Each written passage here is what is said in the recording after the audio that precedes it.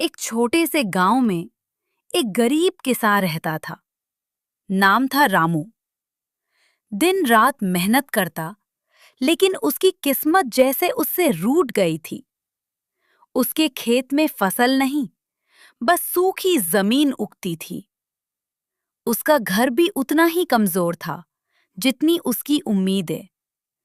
कभी-कभी तो चूल्हा भी ठंडा रह जाता था, लेकिन रामू ने कभी शिकायत नहीं की। फिर एक दिन कुछ ऐसा हुआ जिसने सब बदल दिया। हल चलाते चलाते अचानक उसका हल किसी चीज से टकराया, ठक करके।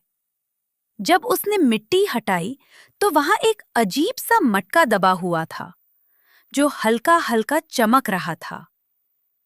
रात को जब सब सो गए, रामू ने धीरे से मटका खोला और धीरे से कहा, काश इसमें थोड़ा अनाज होता।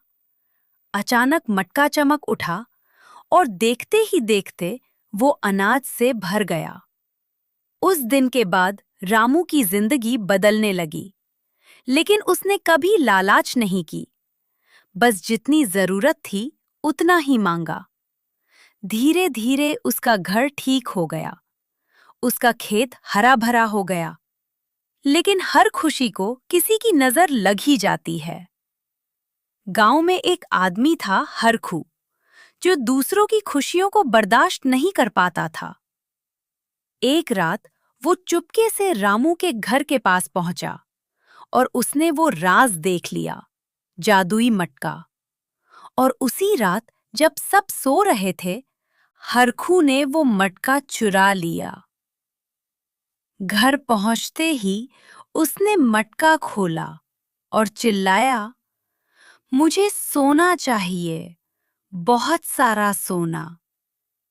और सच में मटका सोने से भर गया।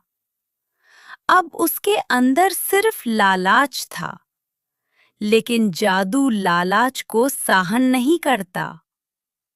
अगली बार जब उसने मांगा तो सोने की जगह काला धुआं निकलने लगा।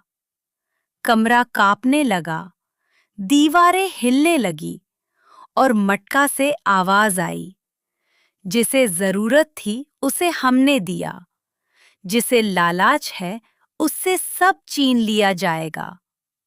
और देखते ही देखते हरखू पत्थर बनने लगा।